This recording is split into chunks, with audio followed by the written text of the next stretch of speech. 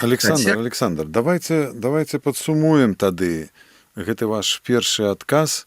Значыць, проста мы ўжо зробім такую рэкапітуляцыю.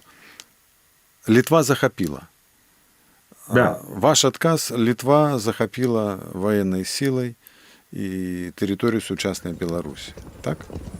В принципе, да.